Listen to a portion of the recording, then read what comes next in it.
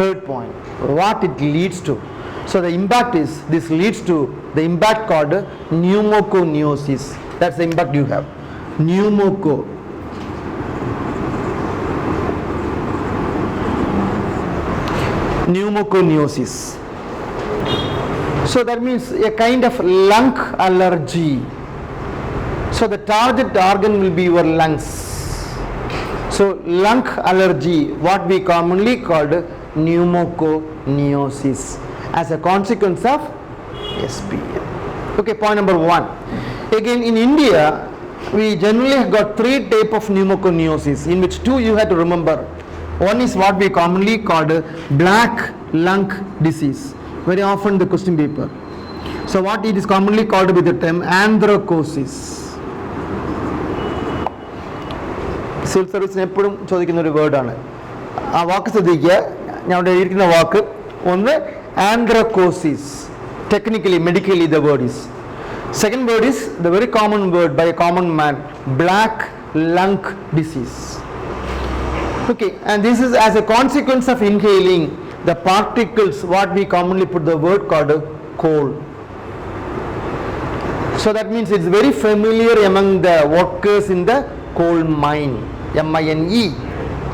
The people working in the coal mine have got the impact called anthracosis or black lung disease. Okay, so the lung will be changing into a darkish coloration.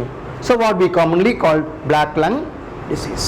Okay, second one is commonly called by the term bicyanosis, and more appropriately by the word called white lung disease.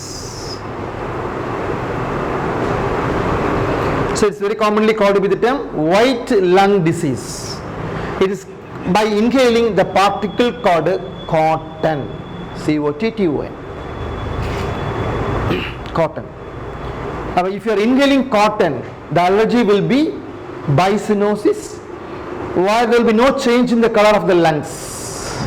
Okay, transparent, colorless. Meanwhile, if you are inhaling coal, the impact will be darkish tinge coloration. So we put the word black lung or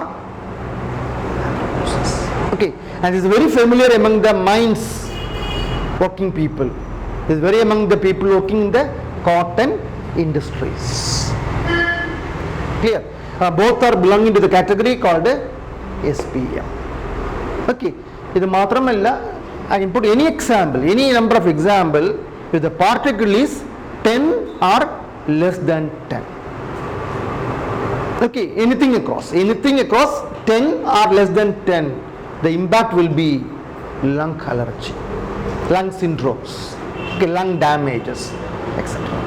Okay, second point is again one more word you have to remember here. You might read in the paper there's a fever called by the term hay fever, HAY. So many people have got allergy.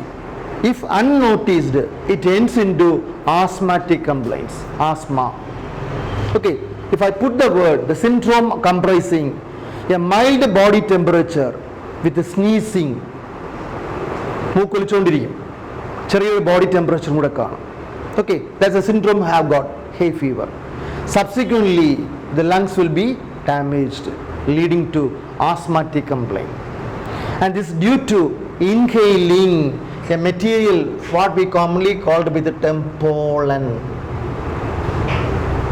So when I put the word, generally when a flower is blossom out, some people start sneezing because pollen representing the male sex organ produce in enormous quantity, spread into the air, airborne ana. And when they are airborne, some people have got allergy caused by inhaling the living molecule, namely pollen. The syndrome will be hay fever. If uncontrolled, it ends into asthmatic complaint. Second point. Okay, and see the third point again. If you go through the data bank in Kerala, 2018 Kerala was flooded. What may be the reason for flooding in Kerala all on a sudden?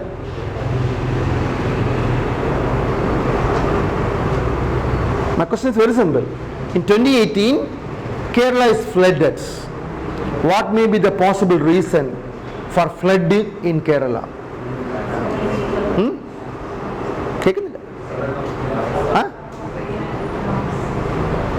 ചുണ്ടനങ്ങുന്നില്ലാതെ വേറൊന്നും ഞാൻ കേൾക്കുന്നില്ല. മഴ എന്ന് പറയുമ്പോൾ എപ്പോഴാണ് മഴ കിട്ടേണ്ടത് കേരളത്തിൽ? മൈ ക്വസ്റ്റ്യൻ ഈസ്, നിങ്ങൾ ആൻസർ പറയുമ്പോൾ ഒന്ന് ആലോചിക്കണം. നമ്മൾ സിവിൽ സർവീസ് എഴുതാൻ പോകുന്നവരാണ്. മഴ എപ്പോഴാണ് കിട്ടേണ്ടത് കേരളത്തിൽ? What is the season war you are getting the rainfall in Kerala? June July. എപ്പോഴാണ് മഴ കിട്ടിയത്? അപ്പോൾ അത് മഴയുടെ ഉണ്ടായി മഴ ഉണ്ടാവാൻ കാരണമാണ് ചോദിച്ചുകൊണ്ടിരിക്കുന്നത് ഞാൻ. ജൂണിൽ കിട്ടിയാൽ the answer is right, because monsoon flooded എന്ന് പറയാം. നമുക്കതെല്ലാം ഉണ്ടായത് അൺപ്രഡിക്റ്റബിൾ റെയിൻഫോൾ ആണ് അല്ലേ? And again the reason is, okay, if you go through the data bank in Kerala in 2018, one of the study report given by IIT Kanpur, when flood occurred in Kerala, they visited Kerala, stayed in 10 days across the flooded area of Kerala, and they recorded that PM is more abundant in Kerala. See the word particulate matter, especially SPM.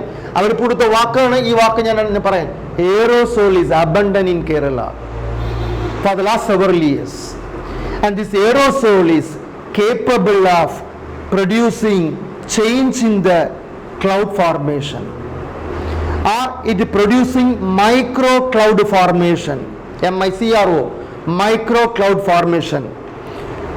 This micro cloud formation leading to torrential short span of rainfall that ended into flood in Kerala.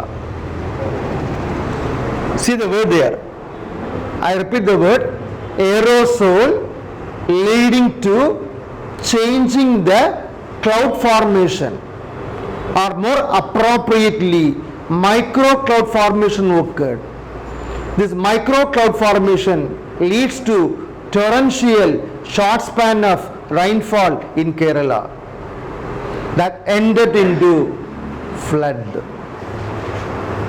Okay, in 2019 it is again repeated with a similar nature. Okay, 2019 അവർ സ്റ്റഡിക്ക് വന്നിരുന്നു. ആ study report അതിനെ പറയുന്നു. എന്ത് പറയുമ്പോൾ എന്താ അർത്ഥം?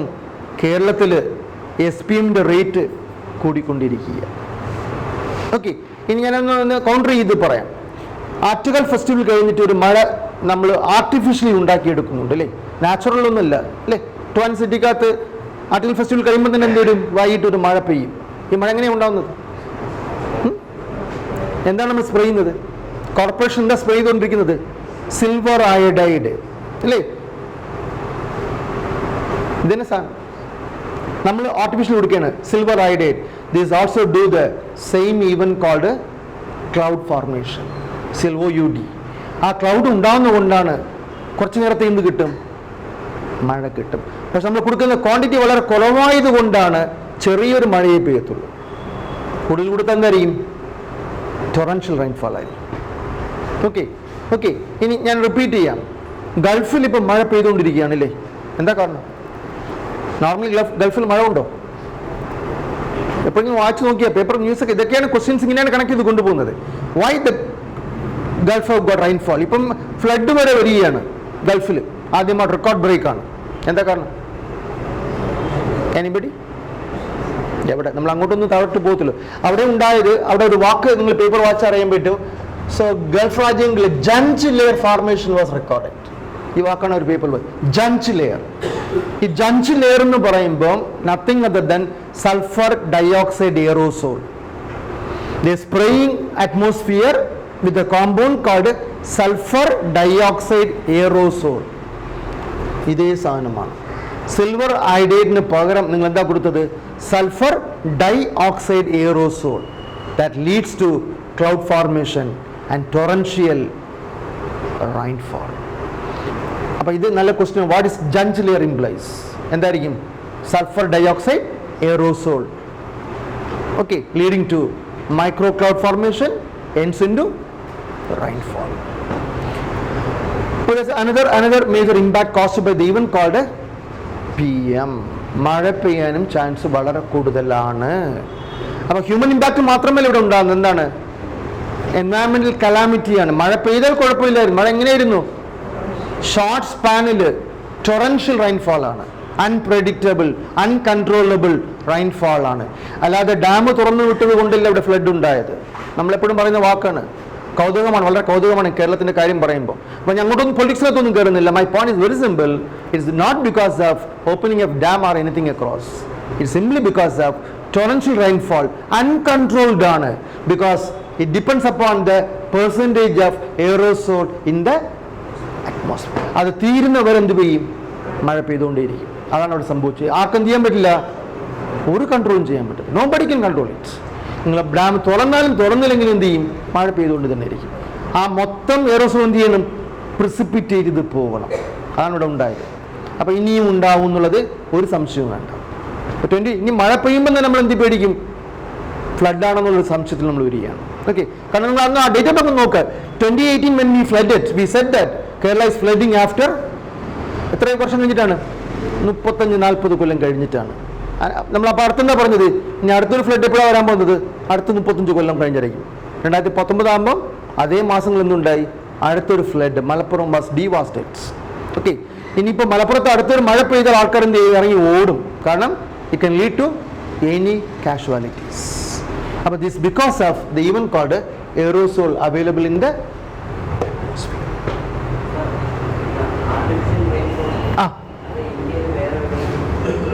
If you want you can do it. ഇത് ചെയ്യുന്നതുകൊണ്ട് കുഴപ്പം പറഞ്ഞു തരാം. നാച്ചുറൽ ആയിട്ടുള്ള മഴ പെയ്യത്തില്ല. whenever you are inducing rainfall synthetically, നമ്മളെ മൺസൂൺ മാറാനുള്ള ഒരു കാരണം അതാണ്. അതിന് ഇഷ്യൂ ഞാൻ പറഞ്ഞുതരാം. ഇതൊക്കെ ഉണ്ടാവാൻ കാരണം ഞാൻ പറഞ്ഞതാണ്. നമ്മൾ മര്യാദയ്ക്ക് ഇരുന്ന ക്ലൈമറ്റ് ഒക്കെ ഇരിക്കും. നമ്മൾ മര്യാദയ്ക്കല്ല ജീവിക്കുന്നത്. എന്താണ്? Deforestation going on like anything. Deforestation വളരെ കൂടുതലായിട്ട് പോയിക്കൊണ്ടിരിക്കുക. എന്ന് പറയുമ്പോൾ നാച്ചുറൽ ക്ലൗഡ് ഫോർമേഷൻ ഉണ്ടാവുന്നില്ല. അതാണ് അതിൻ്റെ റീസൺ. അപ്പോൾ നമ്മൾ എന്ത് ചെയ്യും? സിന്തറ്റിക്കലി കൊടുക്കും. ഒരിക്കൽ നിങ്ങൾ മരുന്ന് കൊടുത്തു പോയാൽ അസുഖം മാറണമെങ്കിൽ എപ്പോഴും മരുന്ന് കൊടുക്കേണ്ടി വരും. അപ്പം നമ്മളിവിടെ അതുകൊണ്ടാണ് വളരെ ഇൻ്റലിജൻ്റ് ആണ് ഈ ട്രിവാൻഡ്രത്ത് ചെയ്തിരിക്കുന്നത്. വളരെ ട്രൈസ് എമൗണ്ട് ആണ് ഈ എയറോസോൾ കൊടുക്കുന്നത്. അതുകൊണ്ടാണ് വലിയ ഇമ്പാക്റ്റ് ഇല്ലാതെ ട്രിവാൻഡ്രം പോയിക്കൊണ്ടിരിക്കുന്നത്. ഇത് കൂടിപ്പോയാൽ ഇനി ട്രിവാൻഡ്രം മഴ പെയ്യണമെങ്കിൽ എന്ത് ചെയ്യണം? സിൽവർ അയോഡൈഡ് സ്പ്രേ ചെയ്യേണ്ടി വരും നമ്മൾ. ഇത് പെയ്യുന്നതുകൊണ്ട് കുഴപ്പം പറഞ്ഞു തരാം. എന്താണ്? You can predict anything across. എത്ര മഴ പെയ്യുമെന്നൊന്നും എന്ത് ചെയ്യാൻ പറ്റില്ല, പ്രെഡിക്റ്റ് ചെയ്യാൻ പറ്റില്ല. ചിലപ്പം ചെറിയ മഴയ്ക്ക് പോലും എന്തായിരിക്കും മഴ പെയ്യുന്നത്? ടൊറൻഷ്യൽ റെയിൻഫാൾ ആയിരിക്കും. അപ്പോൾ ആറ്റിൽ കഴിഞ്ഞ് എന്തായിരിക്കും? ഒരു ഫ്ലഡും കൂടെ നമ്മൾ എന്ത് ചെയ്യും? ഫേസ് ചെയ്യേണ്ടി വരും. അപ്പോൾ അതാണ് എൻ്റെ റീസൺ. നമ്മൾ ആൻറ്റിബയോട്ടിക് അടിക്കുന്ന പോലെ നോർമലി നമ്മുടെ ബോഡിക്ക് എന്തുണ്ട്? റെസിസ്റ്റൻസ് ഉണ്ട്. നമ്മൾ അത് മറികടന്ന് ആൻറ്റിബയോട്ടിക്കിലോട്ട് കയറിയാൽ പനി വരുമ്പോഴൊക്കെ എന്ത് കഴിക്കണം? അപ്പോൾ നമുക്ക് അതാണ് ഡ്രൗട്ട് ഹീറ്റഡ് ഏരിയയിൽ പോലും എന്ത് ചെയ്യുന്നില്ല, they never go for such artificial induction. ഇപ്പോൾ ഗൾഫിൽ അബദ്ധം പറ്റിയിരിക്കുക. ഫ്ലഡാണ് ഇപ്പോൾ വന്നുകൊണ്ടിരിക്കുന്നത്. അവിടെ മര്യാദയ്ക്ക് ഇരുന്നെങ്കിൽ അവർക്ക് ഒരു കുഴപ്പമില്ലായിരുന്നു. ഇപ്പോൾ ഫ്ലഡ് വരാനുള്ള എല്ലാ ചാൻസും അവർ ഉണ്ടാക്കി കൊടുത്തു. ഇനി അടുത്ത കൊല്ലം എന്തായിരിക്കും എന്നുള്ളത് അൺപ്രഡിക്റ്റഡ് ആണ്. അപ്പോൾ കഴിയുന്നത് എന്ത് ചെയ്യാൻ പാടില്ല? Don't try to change the natural condition of an atmosphere. അതാണ് എൻ്റെ പോയിന്റ്. ചെയ്താൽ മഴ പെയ്യും, ഉറപ്പാണ്. താങ്കൾ പറയുന്ന പോലെ ഡൗട്ട് എടുത്ത് സ്പ്രേ ചെയ്താൽ മഴ പെയ്യും. പക്ഷേ മഴ പെയ്താൽ പിന്നെ ഭൂമിയിൽ ഒരിക്കലും എന്ത് ചെയ്യത്തില്ല? മഴ പെയ്യത്തില്ല. മഴ പെയ്യണമെങ്കിൽ എന്ത് ചെയ്യണം? എല്ലാ കൊല്ലവും എന്ത് കൊടുക്കണം? ഓക്കെ, അപ്പോൾ അത്രയാണ് നമുക്ക് ഇതിനകത്ത് വരുന്നത് PM-നകത്ത്. ഇനി വളരെ ഇൻ്റലിജൻ്റ് ഒരു പോയിന്റ് കൂടെ പറയാം. That's again very very very important. You put Kanpur. വെറുതെ നെറ്റിലൊന്ന് കൊടുത്തു. Kanpur, one of the city in India recording highest premature death for the last 2 years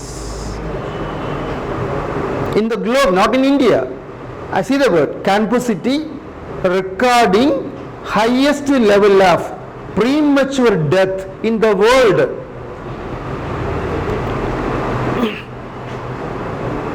The reason is high level of SPM.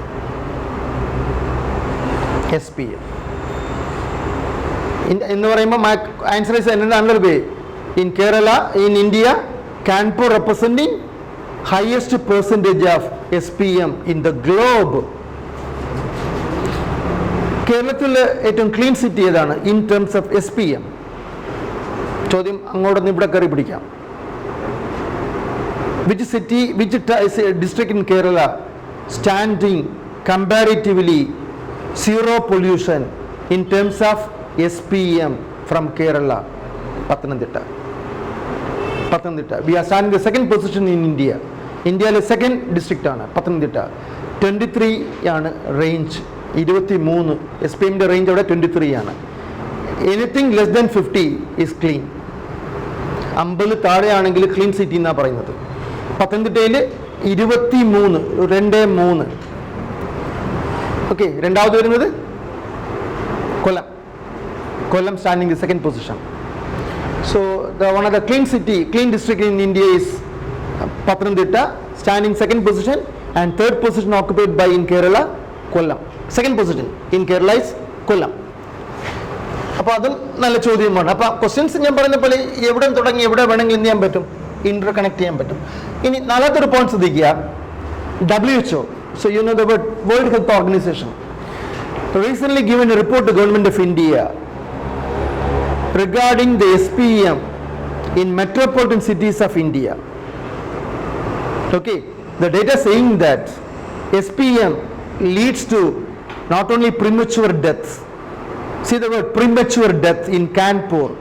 It affecting the cognitive development of children and their memory power. See the word here. ഞാൻ ആദ്യം പറഞ്ഞ point, Kanpur recording highest death, premature death ആണ്. അവർ മരിക്കേണ്ട കാലമല്ല, പക്ഷെ മരിക്കുകയാണ്, premature death ആണ്. ഇവിടെ report പറയുന്നു നോക്കുക, WHO world health organisation giving the report saying that PM not only leading to premature death but also loss of cognitive development and memory power among the children. So one of the very big news in India. So children's losing their memory power and cognitive development. These are the impacts caused by the event called SPM. അപ്പോൾ ചോദ്യം എവിടെ വരെ വന്നു നോക്കുക, റൈൻഫോൾ വരുന്നുണ്ട്, lung allergy വരുന്നുണ്ട്, ചിൽഡ്രൻസിനെ affect ചെയ്യുന്നുണ്ട്, premature death വരുന്നുണ്ട്. All these are caused by the event called PM. Okay, ഇനി ഇവിടെ PM-നകത്ത് ഞാൻ 2 വേർഡ് കൂടെ പറയുന്നുണ്ട്, കാരണം ചോദിക്കാൻ ചാൻസ് ഉള്ള 2 വേർഡാണ്. ഒന്ന്, what we commonly called with the term black carbon. ഇങ്ങനെ ഒരു വാക്ക് നമുക്ക് എപ്പോഴും പറയുന്നൊരു വാക്കാണ് ബ്ലാക്ക് കാർബൺ. 2, നമ്മളല്ലാതെ ഒരു വാക്ക് ഇംഗ്ലീഷിൽ പറയുന്നുണ്ട്, സൂട്ട്. ഞാൻ പറഞ്ഞ വാക്ക് ശ്രദ്ധിക്കുക, ഒന്ന് ബ്ലാക്ക് കാർബൺ ആണ്, 2 സൂട്ടാണ്. എന്താണെന്ന് നമ്മൾ നോക്കാം. ചിമ്മിനി കത്തിച്ചു വയ്ക്കുമ്പോൾ ശ്രദ്ധിച്ചിട്ടുണ്ടോ എന്ന് അറിയത്തില്ല, പേപ്പർ കത്തിപ്പോകുമ്പോൾ ശ്രദ്ധിച്ചു നോക്കുക, ചെറിയ ബ്ലാക്ക് പാർട്ടിക്കിൾ ഇങ്ങനെ എയറിൽ നിന്ന് സ്പ്രെഡ് ചെയ്യുന്നത് കാണാൻ പറ്റും, നമുക്ക് കാണാൻ പറ്റും, നേക്കടയിൽ കാണാൻ പറ്റും. ഒന്ന് തൊട്ടിട്ട് കയ്യിലൊന്ന് തടവി നോക്കുക, ബ്ലാക്ക് കളറോട് ചേഞ്ച് ചെയ്യും. ഓക്കെ, ഇവനാ സാധനം.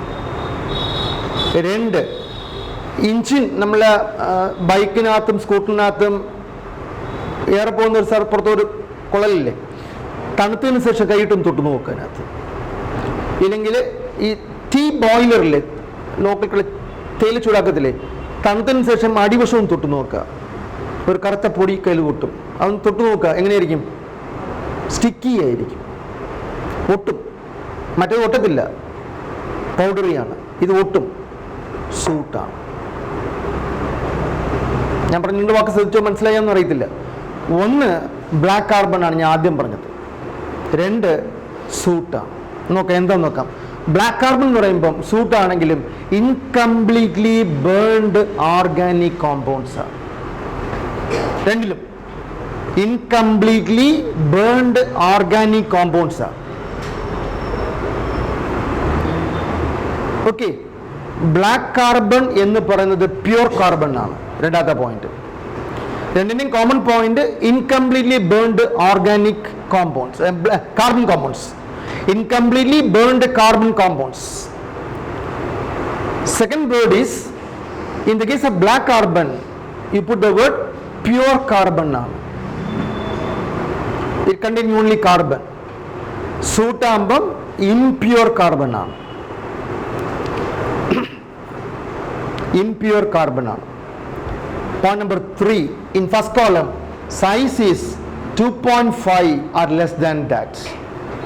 And size 2.5 micrometer അല്ലെങ്കിൽ അതിനെക്കാട്ടിലും താഴെ, 2.5 or less than 2.5 micrometers എന്ന് പറയുമ്പോൾ എന്തിലായി, RSPM ആണ്, മൂക്കിൽ കൂടെ അകത്ത് കയറും.